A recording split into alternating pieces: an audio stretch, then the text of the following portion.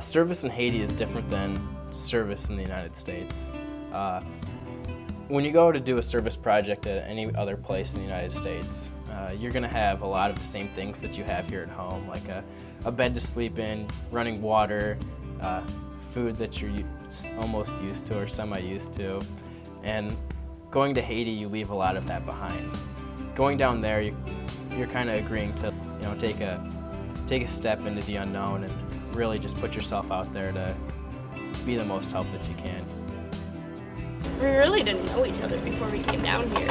I mean, we didn't even know everyone's first name for sure before that. And then we got down here and everything just kind of fell into place, and we just all got along so well and kind of bonded over hauling racks and doing dishes together. It's been a lot of fun. Originally, I went because it was an opportunity to coordinate a service trip, and I hadn't given a lot of thought to international service, but thanks to some people that I highly respected who had faith in me, I gave it a try and just fell in love. And so that's why I decided to do it again this year. I was able to help with solar panels and help some of the guys with some understanding, kind of electric circuits and stuff from my background. The biggest reason I came down here was because I just felt called. God very obviously told me He wanted me to be in Haiti, and so I just chose to listen, and I guess listening is the biggest reason why I'm here. It's so weird because you get here and you start hauling racks and you start moving sand and you start moving rack, and it just all seems so pointless. And then toward the end of the week you start seeing this amazing playground, and it's really awesome to see that your work actually was for something. So it's been really hard. It's been well worth it.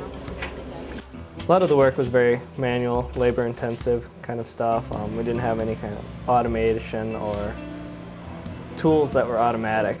Everything we did was pretty much by hand. We had shovels, we had wheelbarrows, ratchets, stuff like that. We didn't have the drills really. I mean, we had one drill for drilling through concrete, but that was pretty much it. Everything else was hand done, so that was kind of a different experience, a lot of labor involved.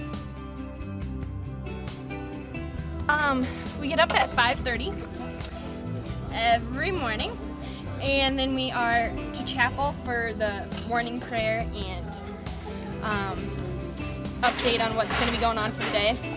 We go there at 6, and then breakfast at 6:15, and then at 7 some people get to work and others of us keep doing dishes.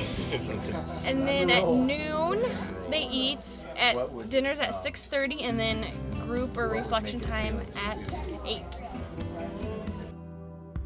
hasn't been too bad. It's been really exciting. Working on the solar panels, we just finished those up. Did a really good job. Happy with that. They're finishing up the wiring. It'll be up tonight. And wheelbarrowing is really rough, and shoveling a lot. So you got to make sure you use your legs so your back doesn't go out. You don't know exactly how you're going to be of the greatest help when you go down there, but as the week goes on, you kind of figure out what your calling is and what you're best at. I think the biggest actual adaptation is to what they see. The heat, we all know how to deal with that. The work conditions, that's easy enough to deal with. But seeing this kind of extreme poverty is probably the hardest thing to adapt with, and the group is doing fairly well with that.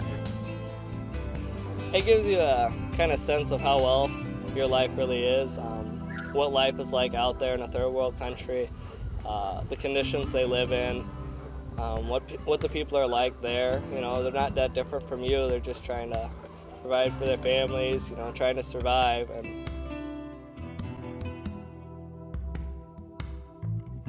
humor has been a strong point in both our group and the Rockford group, as it was last year, and that is a lifesaver.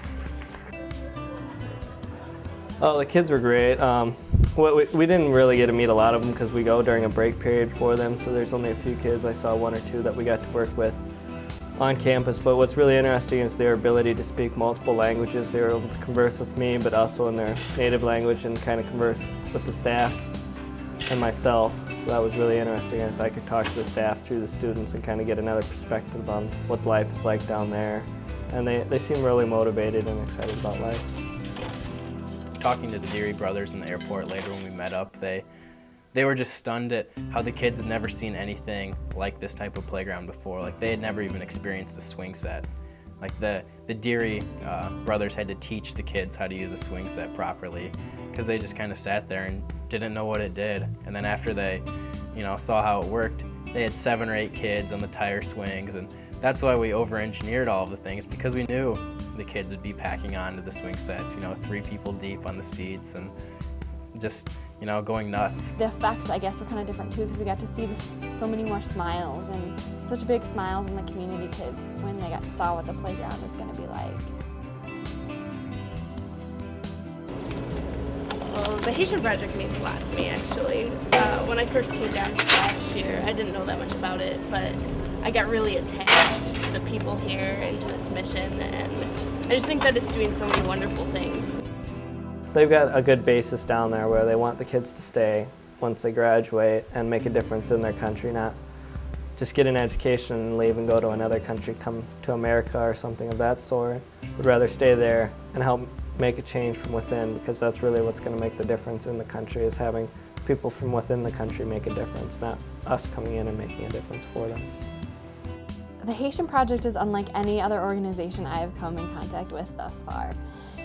They have such high goals, and goals that won't be accomplished in this lifetime. Like, they have such a far-sighted goals, and it's not going to be easy, but they don't lose hope, and they don't give up. The easiest way you can probably get involved is with your donations. I mean, if you want to donate shoes, you want to donate, old clothes that you're not going to wear, instead of donating it to Goodwill, you could easily donate it to the Haitian Project, and it'll be put to good use. You'll come back feeling like a different person after you experience it all firsthand, because you can hear about how poor Haiti is, you can hear about what the school is trying to do, but until you see it in action, you're not going to truly understand the difference that the school is making, and like how respected it is in the community, and how much of a difference it could potentially make in Haiti.